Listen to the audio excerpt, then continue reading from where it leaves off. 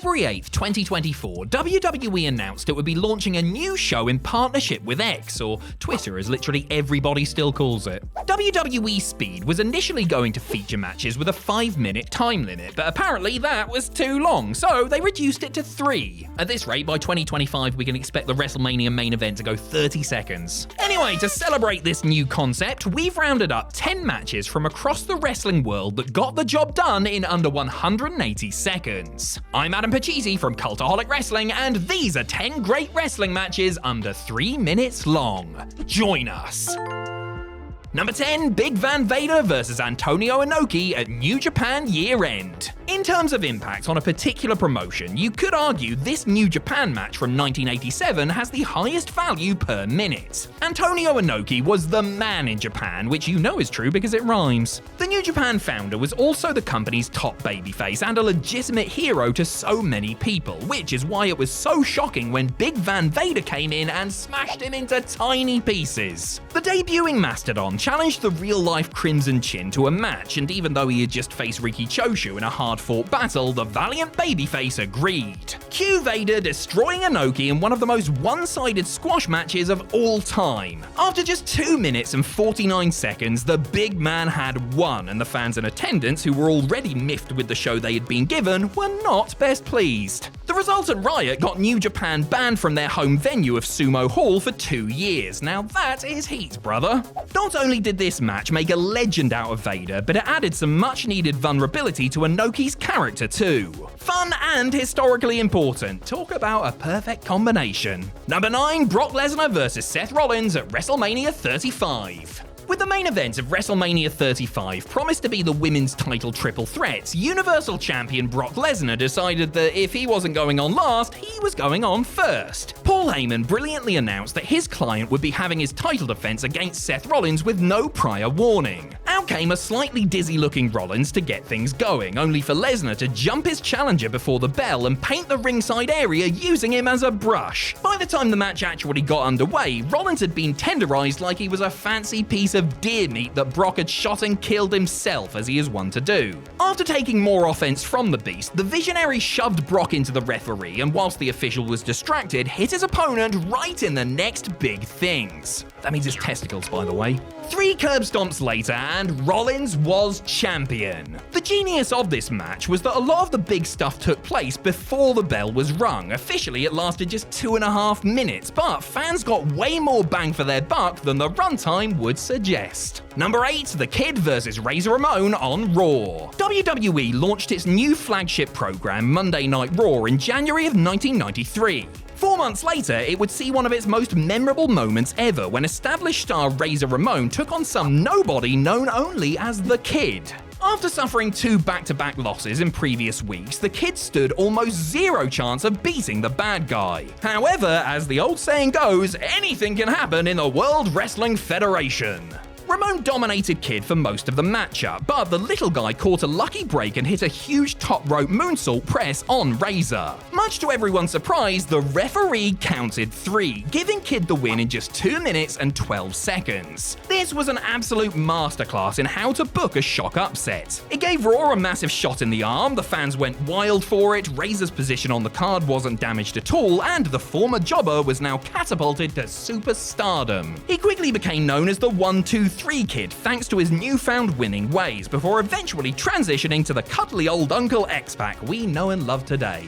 Number 7, Kenza vs Ricky Marvin at Noah's Autumn Navigation 2009. Not to be confused with the guy that sang Livin' La Vida Loca, Ricky Marvin is a Mexican wrestler who has competed in various promotions under various names, including the Bengala gimmick for the first 2 seasons of Lucha Underground. He also has an extensive history working in Japan, where he came across current Bullet Club member Kenza. In Pro Wrestling Noah, they met in the first round of a Junior Heavyweight Championship tournament in 2009 as part of their Autumn Navigation series of shows. Marvin and Kenza were given just 1 minute and 59 seconds to play with, but they ran through about 15 minutes worth of wrestling in that time. They spanned all their big moves one after the other, with the man once known as Hideo Itami hitting a GTS knee strike combo to put his opponent away. Matches like this would serve as a great template for WWE Speed, as they're fast and exciting without compromising on content. Hey, maybe they can even bring Ricky in to show him how it's done. Now that would be Loka.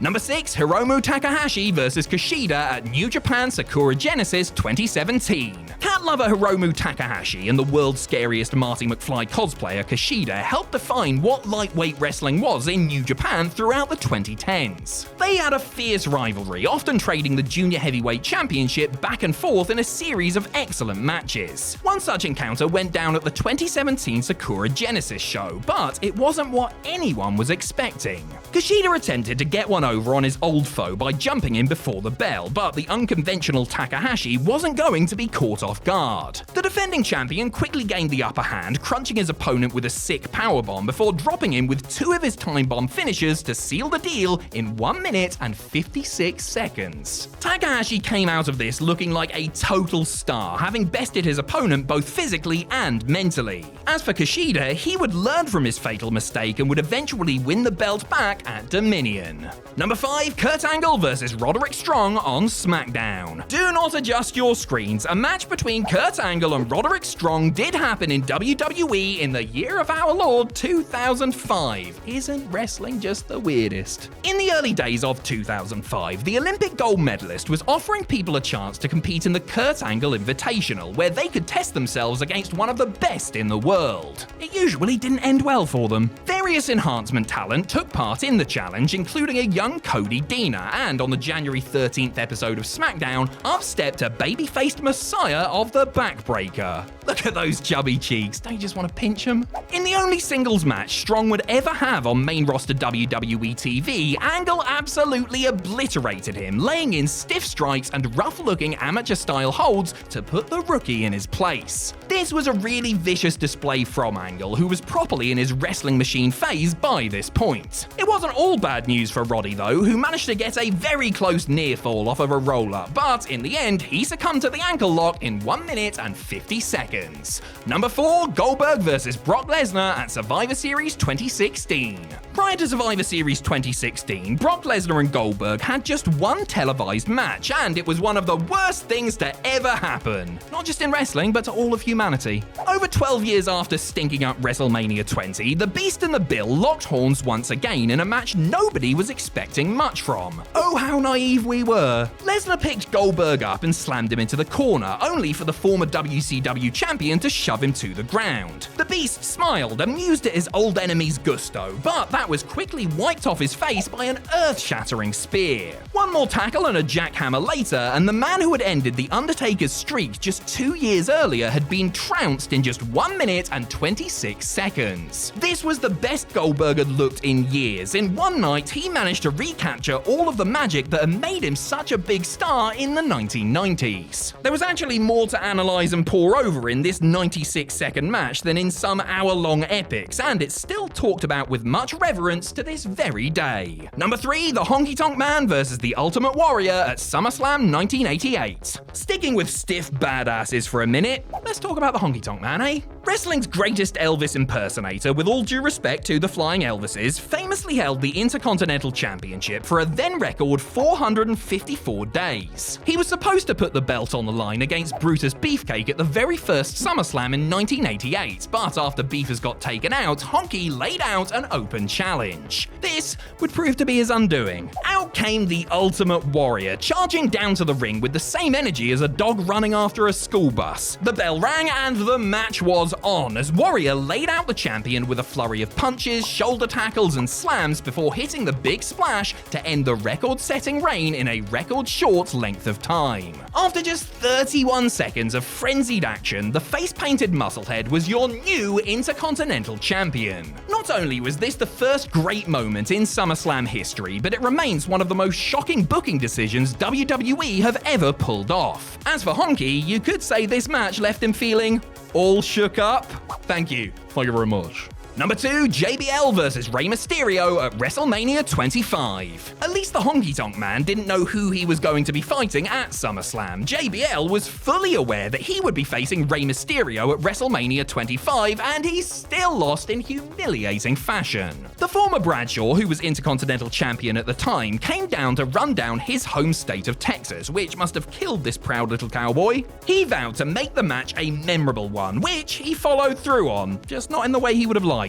The champion laid out the challenger before the bell, but once it sounded, the masked man caught JBL off guard with 2 kicks and a 619. This was followed up with a top rope splash, which was enough to score the win in just 21 seconds. Honestly, this whole package was perfect. JBL's arrogant promo, his attack before the bell, Rey's comeback, it all worked flawlessly. Furthermore, the ex-champion then got on the mic and said he'd quit the company, which was a great way to round this all off. Apart from entering the 2014 Royal Rumble, Bradshaw has stuck to this promise, which is pretty damn rare in wrestling. Number 1, William Regal vs Spike Dudley on Raw. 21 seconds is a very short time to lose a championship, but what if I were to tell you that you could fit this match right here into the JBL Mysterio bout 6 times over? Little Spike Dudley found himself in a European Championship match against William Regal on the April 8, 2002 episode of Raw. The champion was known to make use of brass knuckles around this time, but on this night, they would betray him. Whilst the ref was berating Regal for attempting to use the knucks, Spike ran down and removed a second pair that the Englishman had hidden in the turnbuckle pad. As Regal turned around, Spike clocked him, diving into the pin before the bell had even rung.